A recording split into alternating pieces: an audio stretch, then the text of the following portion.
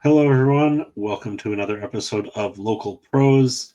This week's going to be a little bit different in that we are talking with the tournament director for Canadian Nationals 2025, being hosted at four of the top disc golf courses in the province, let alone the country. For a little more information on it, please check out the Chain Out podcast from last week, where Darrell and Kevin went into a little more detail about the courses that are involved and when the tournament is happening. So tonight with me, I have Mr. Darrell Brantis. Darrell, welcome. Thanks, Josh. Thanks for having us and taking the time to, host this show and help us get some information out about it. We're all four properties. We're really excited about this coming up, and we're really working hard to pull it all together for you. And this will be coming out just 2 days prior to registration opening on Groundhog Day at noon Eastern or 9 a.m. for those of you from way out west. Yeah. So hopefully we see some good signups early on. I'm very excited and looking forward to this event for sure. Yeah, we're really hoping we get good turnout on the first day. Having a lot of people sign up is really important to us because it's through the sign up process that we can then start working on the numbers and how the whole thing is coming together and really where our budget comes from. I mean, these are tournaments that the players pay to enter, and much of the operating budget for these tournaments comes from the players. So sorry. One of the things that has come up a lot, I know you've addressed it on the disc golf scene page, is regarding where everyone's going to be playing. And I know until we get some signups, it's not necessarily going to be set in stone. But does the team have a fairly good idea of what the layout's going to be and who's going to be playing which courses at this point in time? I mean, there's some fairly logical choices that just about everybody can predict. Where we need to put the better players on some longer layouts. We have to challenge everyone fairly. But keep in mind, this is a tournament that brings all levels of play out. There's no qualifying standard for this event, save the little bit we've made that to sign up for the MP or like the Open Pro division, the Mixed Pro, that you have to have a minimum rating of 935. Past that, anybody can sign up for this event, whether you're new to disc golf and have a PDGA number or not. The MA2 divisions don't have ratings-based bottoms, so to speak. And that's the point of this tournament. It's going to be a festival of disc golf. So more directly to your question, we have a clue of where we're probably going to be putting certain players. There's still some discussion out there about whether everybody traveling here wants to play 3 courses or would some rather play 2. We all know that if you go to a Disc Golf Pro Tour event, the big pros really just prefer to play 1 course for the 3 days they're playing an event. Some like the 2-course option, but you don't see too many of the big tournaments hosting 3 pro rounds on 3 separate layouts.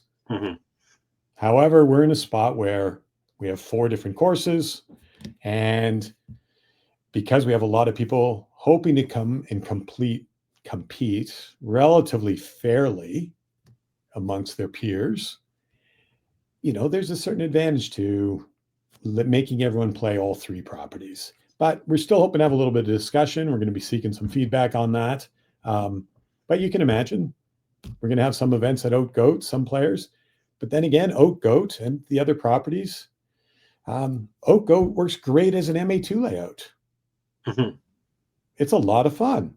A lot of the lower level, less further throwing players, well, we'll just play the short layout. Oak-Goat will probably have 3 distinct layouts that are probably somewhat different than the existing layouts. Oops, sorry about my earpod. Or earbud, whatever. We'll have these 3 layouts that are somewhat unique to the tournament, that are catered to the specific divisions. So yes, everyone's going to be playing some different courses.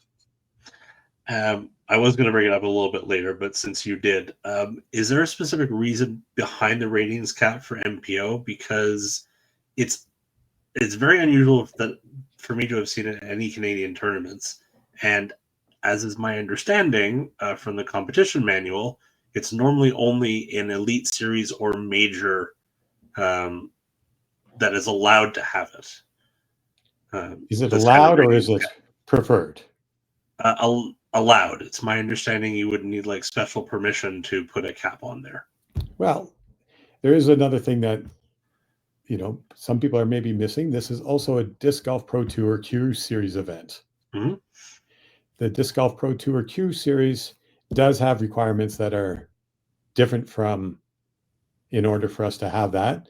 I'll be honest, they might even be a little bit frustrated with us because we have not set it out at the highest standard that they made us commit to last time. Mm-hmm.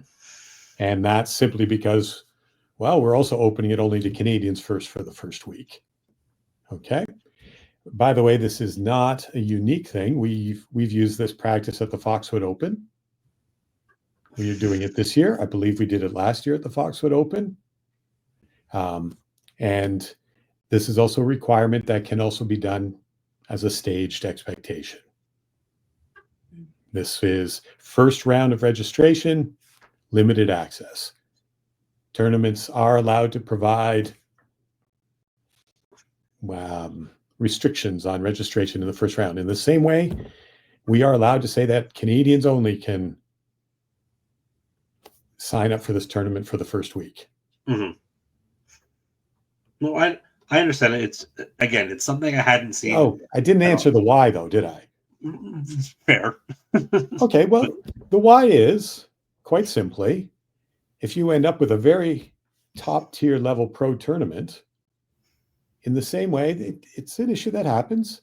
People want to play with people of similar caliber. So it's really not fair for a 850 rated player to sign up and expect to compete next to Gannon Burr at a Canadian championship. This is the scale of event that's equivalent to one of the majors as far as volume of players are concerned. Mm-hmm. Not pro tour majors. I'm talking those festival majors that are thing. So it is a reasonable expectation. And it's not onerous. I mean, I'm 933 at the moment. And there's no way I'm competing in the MPO crowd. Mm-hmm. So moving on from there, as to more of a specific to the tournament experience, the course fees that have been laid out on Disc Golf Scene are a little bit higher than a regular day use fee for these courses. So some people, I'm wondering, what can disc golfers expect from their tournament rounds that they wouldn't normally see when visiting these courses? Well, a tournament ready course, especially for an A tier, is, well, it's just set up differently. You could simply look at video coverage of other A tier events, including the Innova RIP that we hosted last year, and the course looks significantly different than it does for someone that shows up for a round randomly in June, let alone today. We charge the same price today as we do in June to go play disc golf at Oak Coat, and no one's mowing for the last month and a half.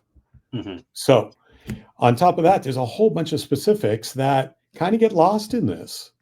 I mean, just to give an idea, for the Innova RIP, we probably laid almost a mile of string to specifically mark the OBs exactly as per the higher expectation levels that are associated with hosting an A-tier tournament and having the best players in your country, in the world, show up and play.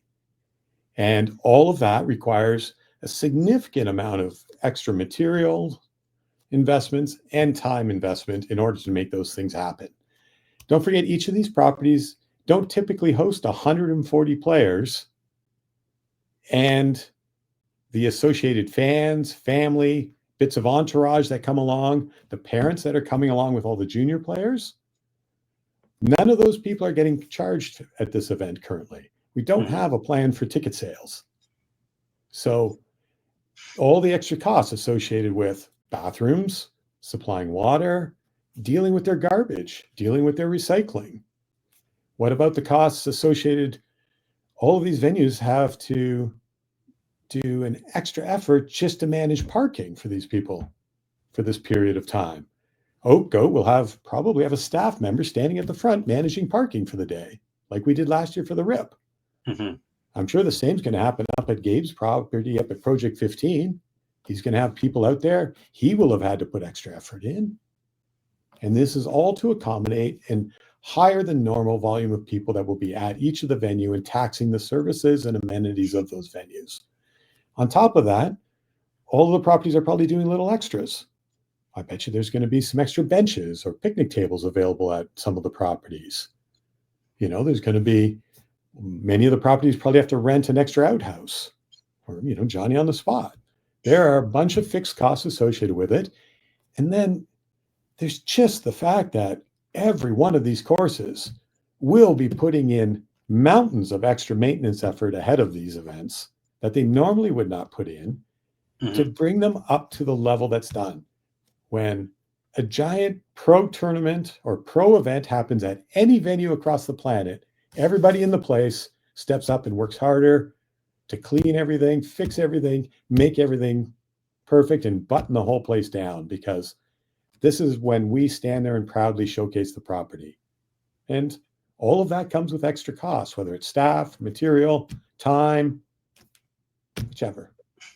And that most of these places, most of these courses don't have staff. It's 2 of them are on people's private property. It's them working on their courses, and maybe their family helps out. Maybe some club members will come by and chip in a few hours, but it's really coming on the backs of the course owners. And I understand, like, if we're expecting them to put in that much effort on our behalf, then I'm for one happy to pay for their time, for sure. I'm really glad to hear that. That you support the fact that these courses cost. And just to correct, these are 4 private properties. Mm-hmm. Whether the operators of the disc golf aspect of the property own the property or not, mm-hmm. there are still costs associated with being on the property. Right. Agreed, for sure. Another question that's come up quite a bit is in regards to pass-through fees for the use of the course. In looking back over the past couple of years, we had no pass-through fees in 2023 in Thunder Bay. And last year, it represented roughly 18% of their total registration cost. Now, my understanding from 2023, in speaking with the TD from that event, was that they built up relationships over a number of years with the local municipality and got a number of sponsorships in which they were able to use to offset the costs for renting the properties they used. Has the tournament team for Nationals 2025 been working with the municipalities like Port Hope, the Kawarthas, and Peterborough into getting some of these cost offset or potential sponsorships? We are actively pursuing sponsorships, and we're eager to have people reach out to us that might like to get involved and help support this giant tournament that we're hosting on behalf of all Canadians that like to play disc golf. Remember, it's only the disc golfers that are coming. Mm-hmm. So do keep in mind, you made a very good point there when you mentioned that the committee that was working up in Thunder Bay, they had been working on that project for quite a few years. They had evolved in that. They had hosted a Northern Ontario Championship or that type of tournament there first. And then they were building up and developing that course community. And luckily, I believe you're probably referring to Chris Ozolins, who does a ton of work. He had been working in that community for quite a few years to grow disc golf, to install a couple great courses, to work through the community and find a place for temporary or an extra course as needed, and did a fabulous amount of work for years up there. That's been going on. So he's been made that effort happen. And he was able, over those years, establish relationships with the tourism boards and the like in their area. So, same with the great tournament, the Harvest Huck, add on Canadian Championship to it last year. That's really what happened. The Harvest Huck has been going on 4 years up in the small community, being hosted by, the same small group of people hosted every year. And they've been running that in that community for years. I supplied the disc golf baskets to the original course they built up at the golf course up there for that one. And that was probably 8 years ago now. As part of my work with Innova, helped arrange for baskets to get to them. And it's the same people have been working on that tournament for years. So they've got an established rapport in the community for that. Okay. Keep in mind, we were approached about hosting Canadian Nationals by the Can Disc Golf Association the week before the RIP started. Okay. They reached out. We were asked, were we at all interested? And it was approached to us that it'd be great to have the 4 properties involved. So while I was preparing and getting ready to host the RIP, which was quite a good success, all things considered, I'm also reaching out to the 4 property owners, chatting with them. This is at 8 in the evening or some quick call during the day, and trying to go, are you guys interested? Do you want to know this? Because guess what? Can Disc Golf is expecting us to give them an answer before the end of the Innova RIP, which also coincided with Canadian Championship last year. And all 4 properties, in the space of days, we were able to come into some agreement and went, okay, we're willing to take a chance on this. We're willing to do this. But the only way all of us were willing to do it, and the other properties 100% agreed, was that we were going to get paid fairly for hosting hundreds of people on our venues. And the only way to guarantee that, since at that moment there was no funding associated with this tournament.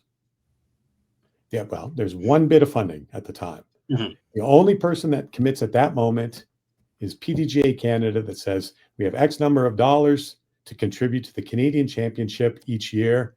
You are guaranteed that. Past that, it's on your own. So the only way to guarantee that for the 4 course properties was to go, we will ensure that we build the course fees that everybody is expecting to host 400 people at least over. This isn't a 3-day tournament.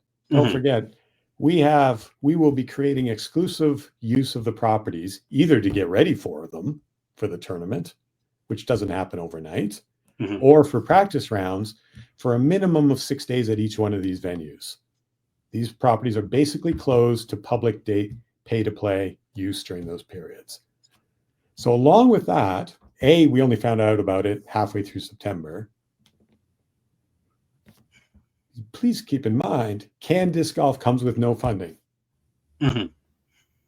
Zero money. They give us the right or the privilege and the honor to host this great event. But you reach out, you go, so do you guys have a budget? Do you have anything? What logistical support are you offering? And it's pretty much none. So we're given the right to host this event and then told to find all the money for it. Guess what? The only way to guarantee that the money comes in is that I asked Josh to pay his fair share to be entertained for several days on private properties by a group of people that are going to bust their butt in order to put on a top tier event. It's going to have the same qualities and the same character and the same effort every course put in that I personally put into the RIP with all the people that helped me do that one. I had a bag of volunteers coming out to help me there. The days leading up to it, I had people coming out and helping mow and cut and trim and give everything a little once over. The people that helped put strings down, and we try to treat them nicely. We try to give them player packs. We try to give them stuff, make them feel welcome, and do what we can. So, that's what happened there. So we have reached out to all the tourism boards. I have a longstanding relationship with Durham I mean, not Durham, sorry, the Northumberland Tourism Board, through all the efforts with the RIP, they helped last year with the RIP. They helped subsidize, they bought ad space in this commercial, they bought commercial space in the Ace Run Pro Productions, and that's how they helped support the event, to give some of that, along with Innova buying some of that. So we have reached out to them. It's early on. We're still working on discussions with them about how they can help. They do not have tons of money just to give events to go buy stuff. That's not what their mandate is. Their mandate is to promote, to communicate, to help these communities develop awareness of their stuff. And that's why they get involved in media. So it's going to be similar again. So I think the other part of, you're asking if we've, what else did you ask there? Something about what our sponsorship is at the moment, our plans, or? Well, just if you're working on, like, if you guys have relationships with these municipalities, what are they? Have they committed to anything at this point, or are you hoping that they're going to? They have not committed to anything at this point. We have to go out and convince them that this is worth investing in. You know, when last year for the RIP, as soon as I had all those big names signed up on the entry sheets and had them committed, and then we had these beautiful clinics we aligned, and Philo committed to come into a clinic, and the boys hosted the big clinic. Well, as soon as that was all lined up, and there's the commitment that this is a big event, the crew is coming to film it, sponsorship was easier to get at that moment, because people believe this is happening. This scale of disc golf is still new in Canada. You know, it's not the same track record like they have at the Las Vegas Challenge or down at all the big disc golf pro tour events. These events that have been going on for 20 years down there and have stayed in the same community, managed by the same people. It's a lovely fact that Canadian Nationals or Canadian Championship will move from around the country year to year. But to be honest, Can Disc Golf has not publicly announced where it will be in 2026 yet. They should, in an ideal world, those people would know by now. The PDGA asked for applications. There's probably some people that will listen that wanted to apply for majors associated with the PDGA for 2026. The deadline for applying to be considered was 2 weeks after we found out we're hosting a similar scale event. So those people are going to probably find out in the next month or two that they are shortlisted. Then they will think. So by early this summer, I bet you all the major venues will have a clue that they're hosting a major in 2026. Yeah, I think they knew. I mean, I don't know when it was announced. I don't recall, but like they knew that Worlds was going to be in Europe way before Worlds was finished last year. Long before I worked for Innova, we knew it was going to be in Europe a while ago. Like this is just industry news. We are on a very short timeline, but everyone's excited. Like we are so excited to get over this hump of registration this Sunday, and then just go, Yahoo! Now we can all walk into our tourism boards and go, by the way, 350 people are showing up 2 weeks after the official end of summer holidays in Ontario. And they're going to be wandering around our community for 5, 6, 7 days, some of these people. And they're going to be playing disc golf, but they're also going to be drinking beer, going to the restaurants, staying in Airbnbs, hotels, camps, cottages, campgrounds, my basement, wherever. I'm sure I'm going to have 5 in my basement. My wife's agreed to leave. So, that's what's going to be happening. Speaking of accommodation, do you have any potential hotel partners or campgrounds, like you mentioned, that you've had any discussions with as a potential partner? Well, Uh, let me explain a bit of background about our area first, for those that mhm, don't quite know it. These four courses are in are all situated in an area that relies on tourism. Maybe a little less Bowmanville, where Cedar Creek is, mhm, but Newcastle, Oak Goat, Project 15, these are in the center of tourism areas. And we have a plethora of hotels. We have like rental units, Airbnbs, the short-term rental market is massive in our area, let mhm, alone we have multiple campgrounds. There's a campground that's 5 minutes from Oak Goat and 5 minutes from Newcastle that I sold 9 disc catcher pros to 7 years ago. And, and they were happy. They hosted a few players from the Inn of a Rip. There's another campground just on the other side of the 115. There's tons of camping up by Gabe's place. There's a camp right across from his property, I think. Not sure it's mhm, got public campsites, but there are plenty up in the area. So we have not yet got an official hotel sponsor.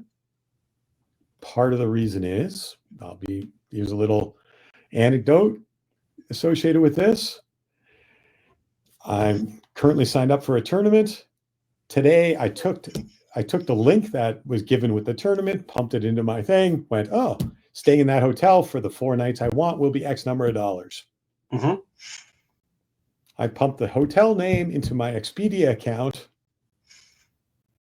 And because I by law, do mhm, some hotels in my whatever reason, guess what? It was basically the same price. And we had gone and, the effort was made to go and negotiate something. The hotels in our area, I'll be dead honest, have no reason to negotiate. They are busy. There is a shortage of the supply and demand is not balanced. mhm, There's far more demand for hotels in our area. And truth be told, we're only 350 people coming to a landscape that stretches from Lake Ontario to Stony Lake up in the north and mhm, goes Bowmanville to Coburg. That weekend alone, the salmon will be running in Port Hope. I can pretty much guarantee there will be more tourists driving from Toronto to go see the salmon running up and down the rivers because they promote it. It's one of the main features of the community every year. They got a beautiful thing. They practically festivalize it. There'll be way more people touring Port Hope and Coburg and Peterborough County for the dozens of other great things going on in our region at that time of the year. Like, it's still summertime here. mhm. People are just going to the cottage, going swimming, going fishing, going away for the weekend, going on golf trips. We're going to get a partner. We might get some people that go, yeah, we'd love to help you out. Please send people our way. But no one's given us 50% off hotel rates. Mhm. No, that's understandable. Um, so, last question I have for you for this round. Maybe we'll have to do this again closer to the date of the event when we have more fun things to talk about. Um, is I know you've put down a number on Disc Golf Scene for your projected added cash. Right. Uh, is there any concern that you have regarding sign up because it is lower than it's been in the last couple of years All at the right. moment? What do I have on there at the moment? 6, 7,000. 7,000. So the projected added cash is conservative at the moment, right? Which is only fair. We don't have anyone signed up. Mhm. Okay. So it is a projected added cash based on, well, we hope so many players come and so much is here, so many amateurs. So um, so I run a very elaborate spreadsheet in order to run these tournaments. I can basically plug in registration numbers at one end and it pumps out player fees and that at the other end. Mhm. Right now, we're looking at, I'm going to pop it open. Based on my projections today, where I have 128 pros projected to show up at this tournament, each paying $220 a piece, with, an added cash value, I have approximately a $22,000 cash payout planned. Okay. Yep. Of which, on my spreadsheet in front of me, I'm not going to write it on Disc Golf Scene because I know what I'm getting the odd time on commentary on that effort. Yep. But my cash projection, total added cash right now, I've got it sitting at $8,400, hopefully. That's just today. We haven't got sponsors yet. That's based on very nominal sponsorship. Very, you want to know what it's really based on? It's what happens at these tournaments. It's the amateur pool that supports the pro pool. Yep. And that's a fact of life. It's the difference that a tournament works between the player pack and the costs for the player pack to the tournament and what they get allocated through what the PDGA mandates through the tournament manager in a PDGA system. It's all very predictable by the PDGA, and it definitely pumps out exactly what you have to give each player, and you have to give them that value at a minimum. 100%. It's more than 100% for an 8 Well, year. Sorry. It's 100. I understand you because I've now had my first experience with Tournament Manager in regards to the upcoming Toronto Open. Yes, it does kind of spoon feed you. Exactly where you're going to go. And then you get that. I hope you're getting that lovely number at the end that says, "Oh, we're giving 138% value to our players." Right.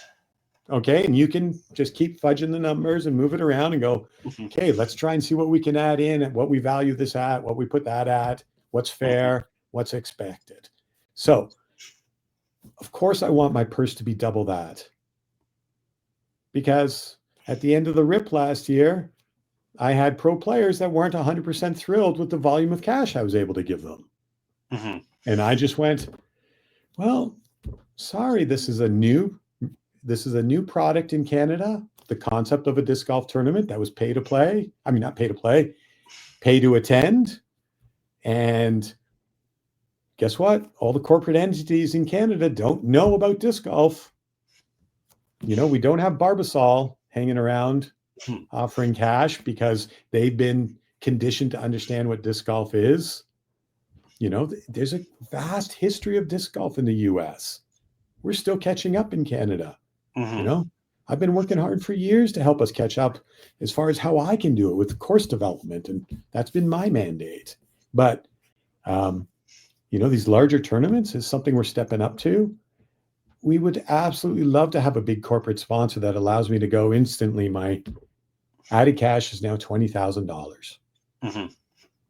And we could then double that and go, great, now we have a $36,000 purse or something.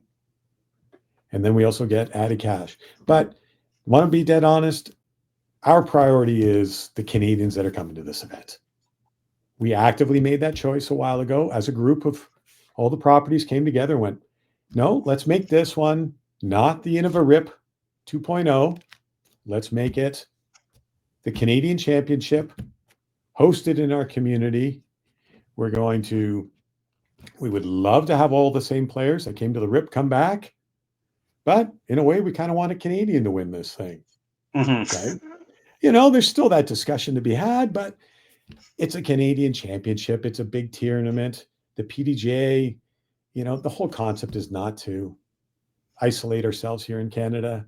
We would love to have a bunch of the great pros come back up and entertain us for the weekend.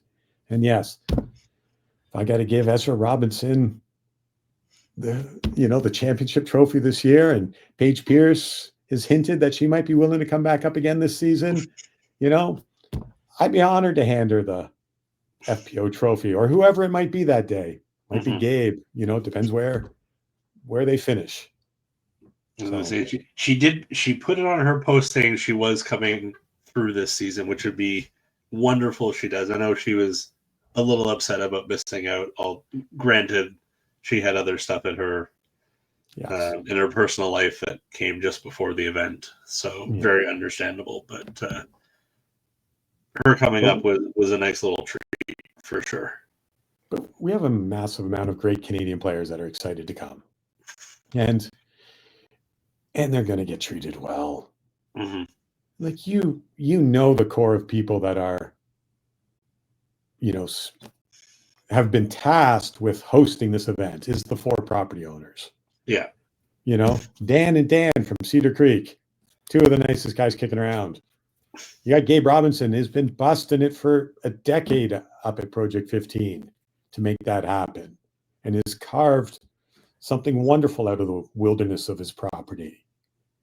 The group at Newcastle, like, it is such a wonderful property, and the fact that they've been able to offer that in that community, in that location, on a gorgeous piece of landscape, you know, let alone Debbie's commitment at Oak Goat. Mm-hmm. You know, everyone needs to remember Debbie owns Oak Goat. I work at Oak Goat. It's her property. It's her Mm-hmm. course. And she asked me to put it there and asked me to help her manage it and run it. And so she's committed to this thing. And on a goat farm, a 200-acre property, which, you know, is a wonderful gesture she made. I apologize because I did say that was the last question, but I do have one more Sure. because I wasn't thinking about the Newcastle. Now, in playing the course, I know we don't really interact with the ball golf course very much, but Right. this being nationals, has there been any consideration on getting the ball golf side closed down for that duration? No, there's been no consideration to do that, and there will not be. This is the disc golf course operates on landscape that is separate from the ball golf. Okay. There is, I think, one and a half holes that interact with the ball golfers. That's it, where they share the same spell of fairway. I forget which number it is. It's when you throw down the hill to the left. 13, yeah. Sure, I'll believe you.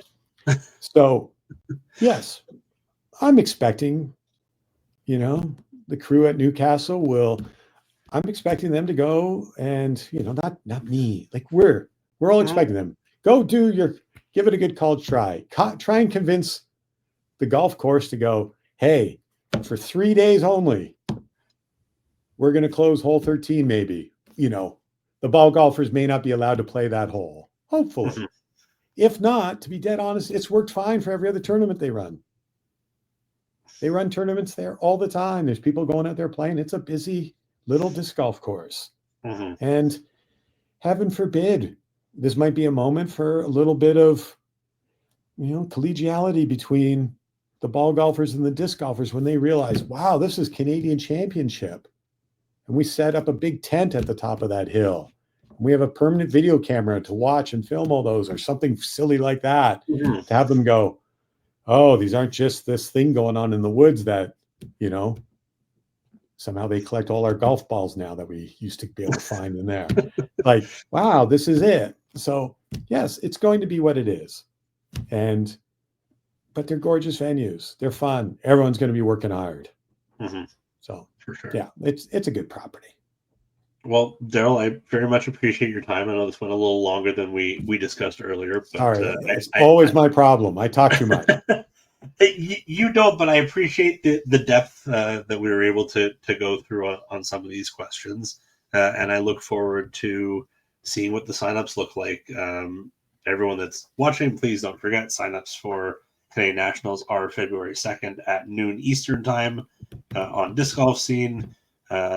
Thank you very much to Darrell. I also want to shout out, if she hasn't been already, Karen Martel from Quebec, who reached out to do the French translation for you, which is such an awesome thing, and she's a wonderful person. Can't thank her enough for that.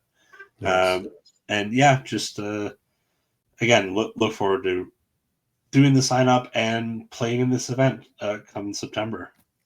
Yeah, and please, if people have some great ideas they want to share, you know, they want to join in a little bit, we'd love to have it. We're developing a bigger team to handle some of the fun extras associated with the event. I know Miles Ladder's joining us, Jack Coney's joining us. you're offering to help out with a little bit of a regional rivalry sort of program we're trying to develop to create some fun between the jurisdictions of Canada, however they get divided. So, yeah, honestly, Karen Martel took a whole big chunk of stewing worry and anxiety I had. I was like, how am I going to get this done in French this week or this month? I've been bugging me for ages. And so absolutely love the fact that she reached out and did that. So hopefully she can coerce a good crew of the French Canadians to come and join us and, show us how to play disc golf. I mean, she used to bring a crew out with her to Foxwood for a couple of years. So I'm hoping they come down to Foxwood because it was always a pleasure for them to come down to Foxwood. And I already know we got a couple of people traveling far to come to Foxwood. I mean, it's a USDGC qualifier. It's a throw pink qualifier. Same with the Canadian Championship. These are, and they're both Innova sponsored tournaments. Just got to say it. Yeah. We keep working. I was gonna say it's a little bit less of a drive for Quebecers to come through Port Hope as opposed to Kitchener. It's at least an hour and a half, if not 2 hours, saved for them. Yeah. Thank you again, Darrell, and we'll be in touch soon. Perfect. Thank you, Josh. Take care.